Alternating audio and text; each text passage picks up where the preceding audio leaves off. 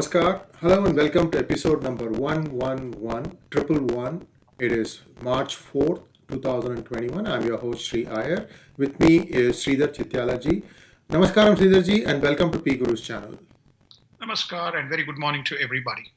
In our news today, main points are that Mike Pence, the former vice president, breaks silence.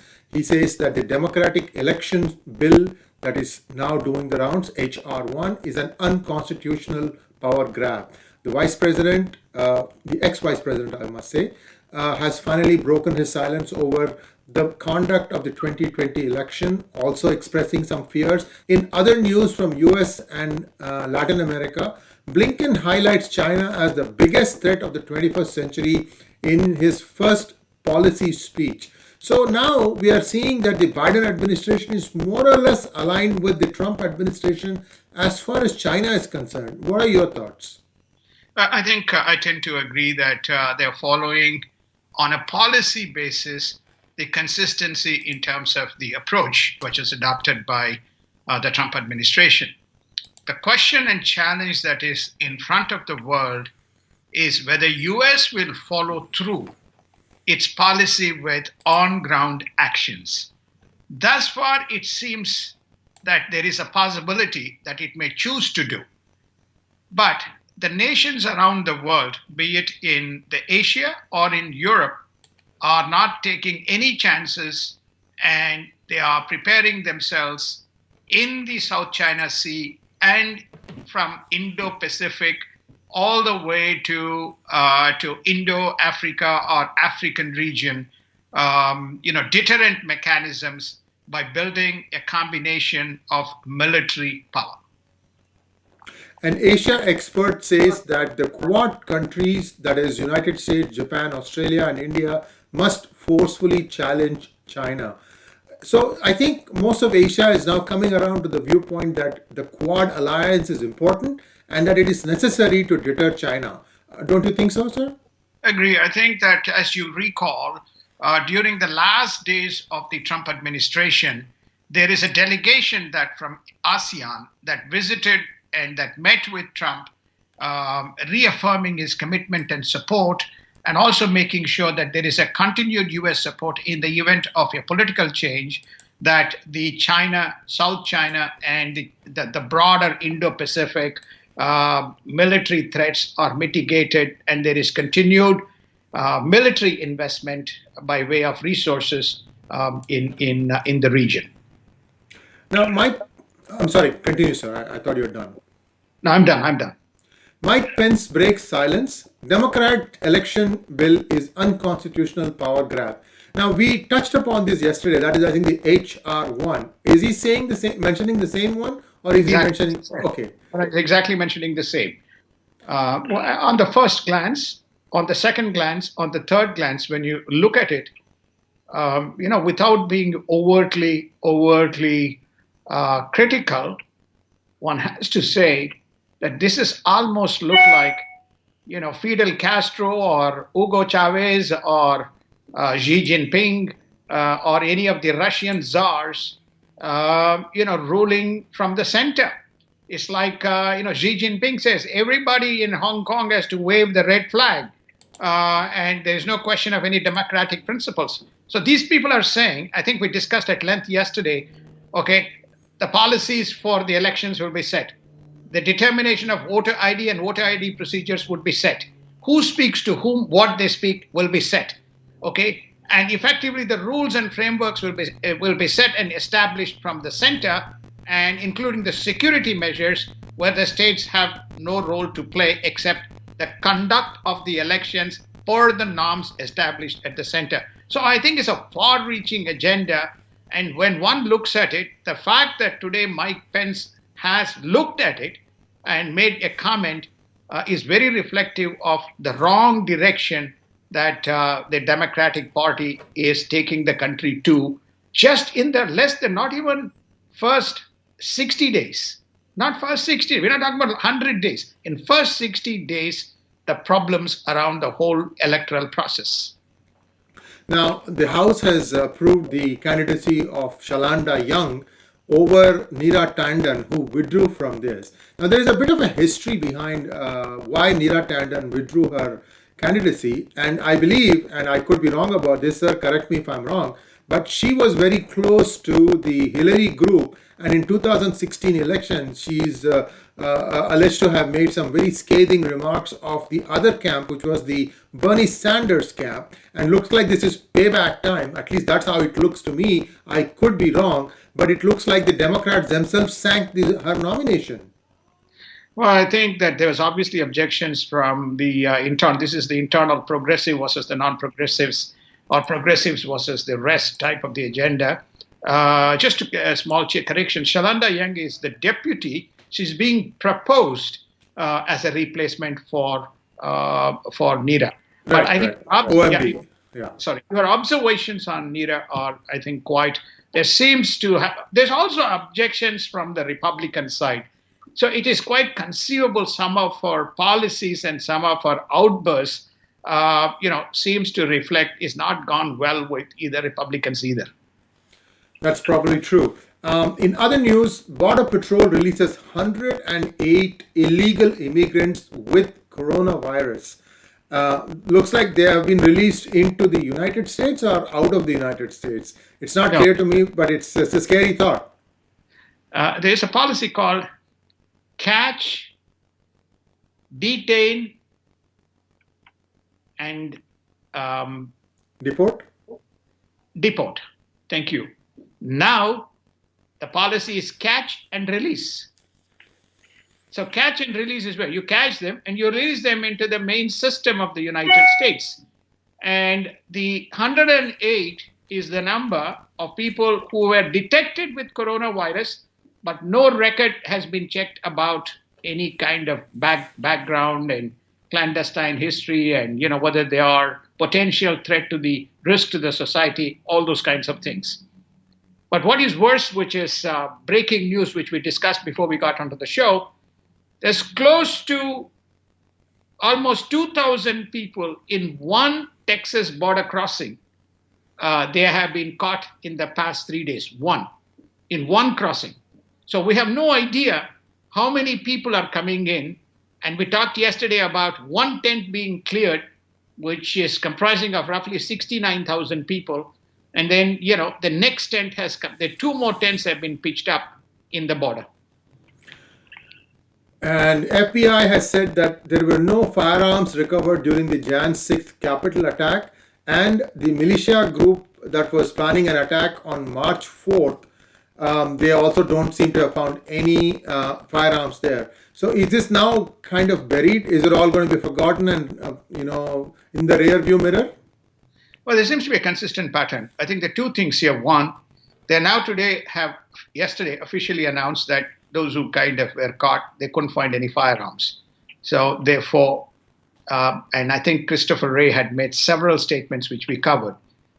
We also heard last night that there is an imminent attack today in the Capitol Hill by unknown militia groups. They haven't stated, Lindsey Graham was asking, is it this, is it this, is it this group? No, we don't know, but it's unknown. So therefore, there seems to be what I call as an information dissemination mismatch or information gap, but somehow some facts are known that something by somebody is likely to happen.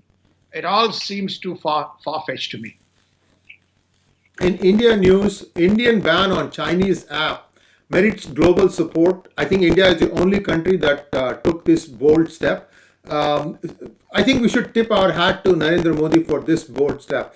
After all, India is so dependent on so many products of China. Well, I think there are two areas. I think Modi ji has taken tremendous kind of leadership. One is around taking this bold move around the Chinese apps. He's also taken a bold move around stopping specific imports from China.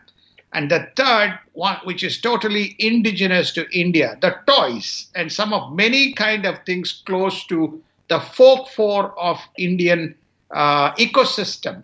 He is now bringing it back. And I think they're investing a significant amount of money to do that. And finally, India is again the only country India is the country that is leading. Now, many other countries are following suit.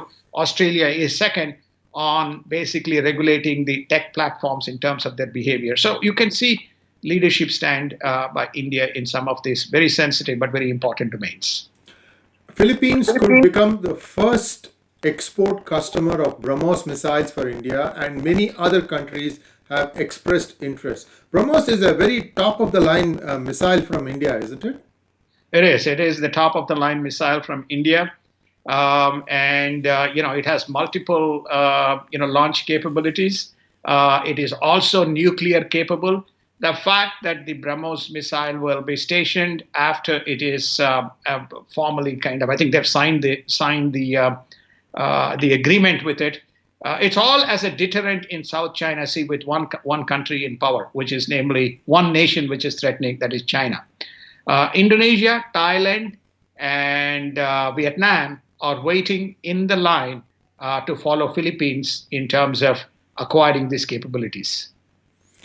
Now, the spectrum auction has ended with Reliance Jio being the biggest acquirer at 57,122 crores.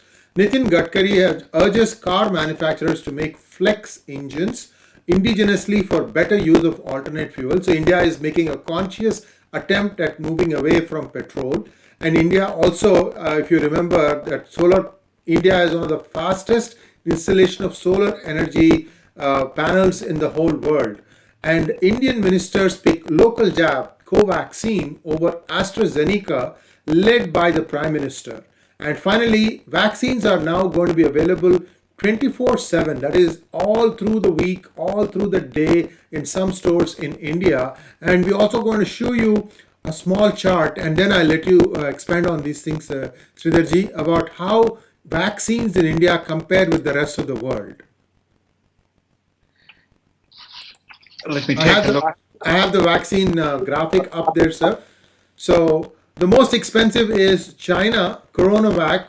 In China, it costs 2,200 rupees per dose. United States, the BNT162 is 1,400 rupees per dose. EU mRNA-based 1273 is 1,300 rupees. The Russian Sputnik is 730 rupees. Saudi Arabia's Covishield is 390 rupees. And all the way down in India's Covaxin or Covishield, it doesn't matter which one you take, both are 250 rupees.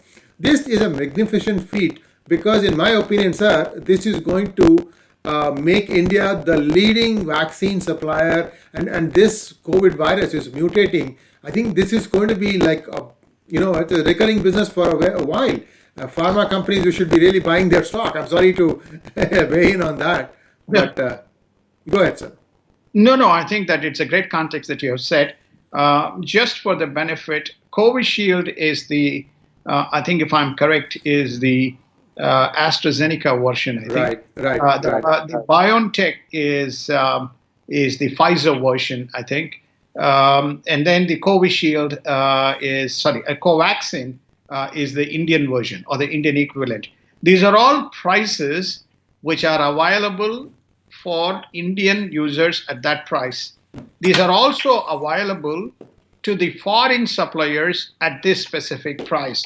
So many of them are ordering and acquiring the supplies from India manufacturers, who retail into many of the countries, making the whole cost of vaccine very attractive, right? $250 is less than $4 retail price, okay? Less than $4, $3.50 or some, okay, of that ilk.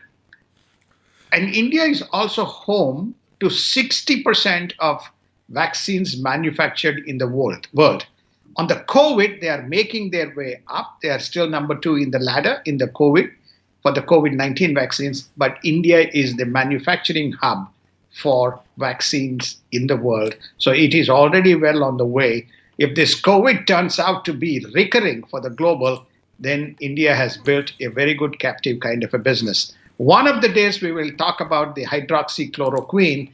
In my view, the WHO may have banned, but it is still extensively used in a number of countries, including India, as part of the protocol. But we'll discuss that on a separate day. In South Asia news, India exposes Pakistan in UNHRC giving pensions to designated terrorists. Would this have fat F implications, sir? This has one of the elements of it would be a FATF, which is that is basically money laundering and money transmission, which is done for supporting various kind of terrorist programs. But this is also a reflection of the nurturing of the terrorists, not eliminating these terrorists, from within their kind of paraphernalia. That means there is no enforcement of law if you're going to be paying them pensions. So I think it's an embarrassment, but of course Pakistan knows how to combat it. Is very diplomatically savvy in terms of managing these issues. And in other news, Sri Lanka, after cancelling Eastern Container Terminal Agreement, offers a Western Container Agreement to Japan and India. This is I hope it's not a monkey balancing act, sir.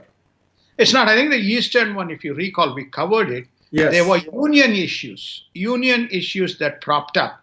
It was to go to India and Japan, and union issues propped up. We uh, contemplated whether it could have been triggered by the Chinese.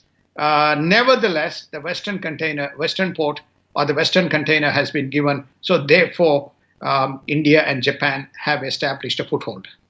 And Bangladesh has said that it is under no obligation to accept stranded Rohingya refugees. So, does that mean that the Rohingya refugees are going to be pushed back into the Rohingya land of Myanmar?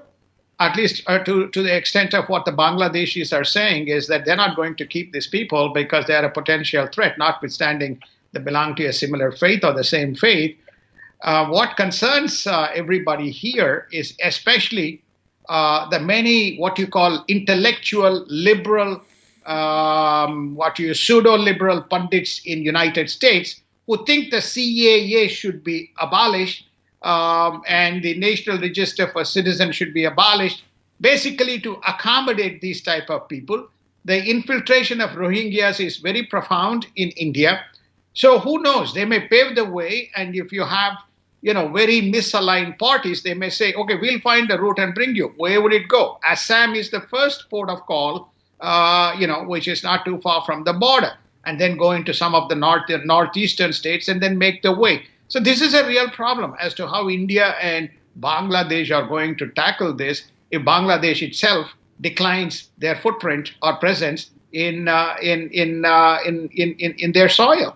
But I mean, again, in Burma, Myanmar, they don't want them either because they have been creating problems. This is one of the probable domains of issues between the junta and Aung Suu Kyi. Well, in Asia news, Biden is headed in the wrong direction as far as North Korea is concerned. Who made this statement, sir, and why? This is a statement which is made by independent kind of analysts, and especially Asian thinkers, and they're saying that confronting North Korea is not, and imposing sanctions is not a way by which you can tackle. Trump kept him quiet by giving him importance and by dialoguing with him and keeping all his actions within his territory rather than stirring the hornet's nest and bringing him into the mainstream. And up until then, he was firing missiles at Japan. He was firing missiles at his neighbor, and he was creating potential kind of problems in the DMZ or in the border areas. So therefore, I think that by saying we'll do this, we'll do that, we'll do this, but when Trump took over, he called him. They met in Singapore. They have had a chat, and he was in hibernation for 4 years. Now he has woken up. Suu Kyi supporters urge governments not to recognize Myanmar junta. Now, the main reason why the junta has usurped power is that they were afraid that the people have more or less recognized Aung Suu Kyi as the legally elected representative to rule Myanmar, isn't it? Well, I think that there's always a conflict between the dictators or the army, and who had martial law relative to the formal democratic process. So I think this is over a period of time. This may peter out, but they would not like to see a democratically elected leadership which has supersedence over the junta, as you say. So therefore, I think that was the balancing issue, and which resulted in Xi being ousted. In other Asian news, Japan extends its state of emergency by 2 weeks in Tokyo area and weighs banning visitors to Tokyo Olympics. ASEAN eyes digital vaccine certificate for post-COVID travel. In Europe news, Russia tells EU and US not to play with fire after US imposes fresh sanctions on the country. We talked about this yesterday. The United States bomber flies over Baltic states in a show of solidarity. I am going to stop here and ask your input on this, sir. The last time there was a Democratic administration in place, they used to fly these bombers but with no bombs in them. I think that I'll be surprised if the strategy is anything different. At least, first thing that they did was to have a carrier, passing the Taiwan Straits, expressing solidarity with Taiwan. So at least they got that one right. Now, because they are telling this is post the G7 meeting, which was facilitated by Boris Johnson, and the multilateralism that EU and Boris Johnson were campaigning for, and with a common kind of Russia as the footprint, and with Navalny's issue, some things have sprung up, which effectively means that Biden is back. There is this favorite theory, which is everything that Russia does is anti-kind of democratic. So from a strategic security point of view, Russia is the problem, not China, and which has been the strategic blunder of the previous administration. And I say previous Biden-Obama administration or Obama-Biden administration. So that ploy continues. So in express Baltic states are, ones which kind of spun off. So they flew the bombers on top of to say, hey, we are here and, we are back. And there was no military footprint because Trump was withdrawing NATO because it said, it is beyond Cold War, no relevance, and nobody pays. Now it's time those countries which are fairly economically well developed should be self-supporting and basically looking after its own borders. Now, in European navies build Indo-Pacific presence as concerns mount over China. We have France, Britain, Germany, and perhaps the Netherlands all beginning to join in this endeavor. Sir, I'll come to you in a second. We're running a little late, so I'm going to try and see if I can pick up some speed here.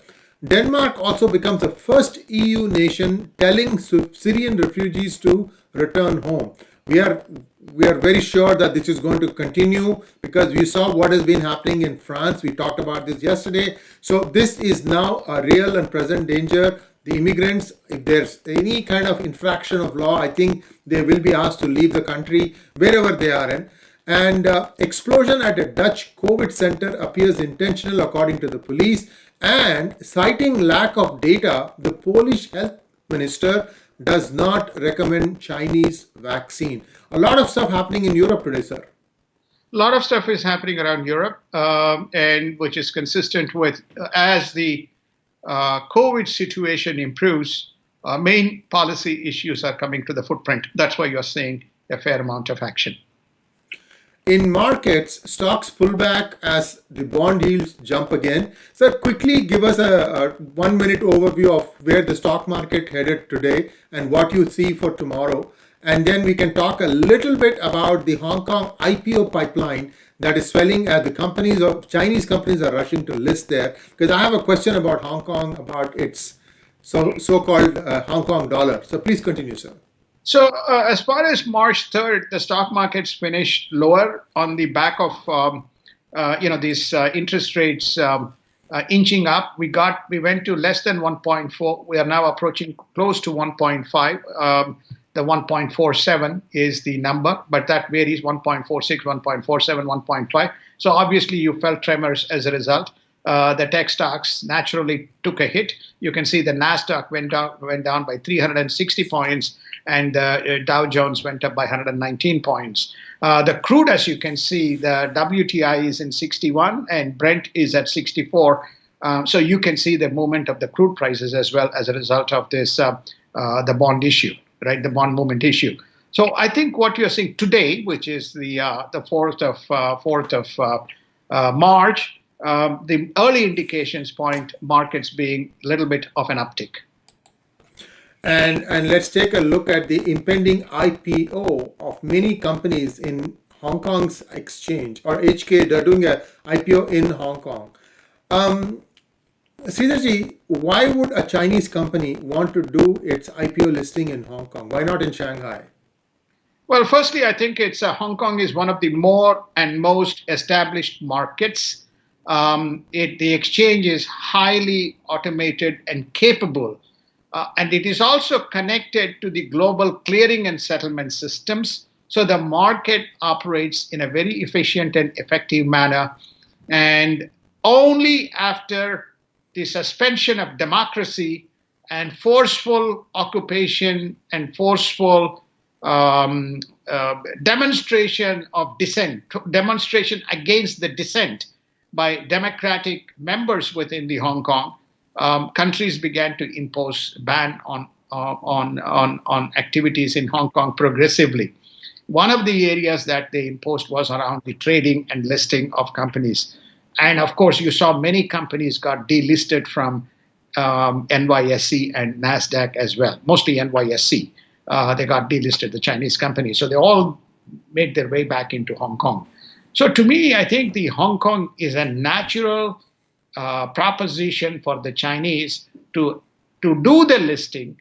And now, because there's no competition from many global companies, so everybody flocks to it, but it has established principles and footprint from conducting trading and exchange business. Would they list in Hong Kong dollar or in renminbi, sir? I think initially they will probably list it in Hong Kong dollar, and then it'll progressively make its way into renminbi, or they will do dual listing. It is both, renminbi and but you can settle with the Hong Kong dollar, because there's a lot of companies still, in the HK dollar. They have not all been rolled back, so it'll take a little bit of time. Only new listings have been stopped, and the old listings, they may kind of face themselves out as the time moves on. Now, who is setting the exchange rate between the Hong Kong dollar and the renminbi, sir? In the case of Hong Kong dollar and renminbi, it's the Chinese government. Is the China's, world accepting that? do they have a choice? See, No. that is the thing that I always wrestle with, because the Hong Kong dollar is supposed to be pegged with the US dollar. In other words, this peg and then that is also pegged, then that means we are indirectly saying that it's okay for the renminbi to be 8 whatever per dollar, something like that. Well, it's interesting you raised this point, because China is now contemplating, which is this whole concept of one country, two systems policy as a democratic practice. So, in other words, in China, it's one country, it's part of China. In China, you don't have the same flexibility and rules as you would have in Hong Kong. So it's conceivable, having made a false step, they're trying to pull back. So it is conceivable that they could, down the path, keep the dollar, HK dollar, fully kind of what you call independent, rather than being pegged to renminbi. You can take over a country and you can apply your rules, and then you say, oh, okay, your currency is dealing from us, but everything else is linked to us, including who waves the flag in the Legislative Council or the Assembly, Hong Kong Assembly. So you can't have. So you may choose to get down that path. And you are seeing something similar in a much more aggressive manner in Tibet. Okay, so Tibet, Hong Kong, and Taiwan are in three different phases or iterations of the integration into mainland China. Tibet is going to be completely swallowed. They have no voice, no say, nothing, unless US had intervened. US chose not to intervene. I don't know. US chose to take an aggressive posture, had not intervened. There is a bipartisan support in the United States to make it, an integral part of, at least have some kind of what you call Autonomy. autonomy in certain areas. But we will know in the next few years as to how all this thing is going to pan out. So as far as the HK dollar being independent and currencies and the stocks being listed, it's not a fait accompli, but things could change. This is where I see that the Democrats have sort of lost the plot. Now, yesterday or day before yesterday, we reported that Goldman Sachs and Morgan Stanley want to go back and expand their offices in China. If there was any pressure that they could have brought and said, nothing doing, you're not going to do that until the Hong Kong democratic rights are restored. And US didn't say that. Anyway, so we are going to see how this thing plays out. Last thing before we wrap up today. JP Morgan, sir, not Morgan Stanley. I'm sorry, JP Morgan. I'm sorry. Yeah. Last thing before I wrap up, international flights are still banned to India till the 31st of March, and we'll have to wait and see if they will open it up after that. I think there are some flights that are going, but these are all more like emergency purposes sort of thing. And I think it's Air India that's flying from many cities. You need to check the local restrictions and rules if you want to buy a ticket and so on and so forth. Be careful, do your homework, and then you decide your plan. And with that, we bring to an end today's segment of DGI. Thanks for watching. Please subscribe to our channel. As always, a pleasure to have you with us, sir. And we will be again back tomorrow, same time, same place. Thank you. Have a wonderful day.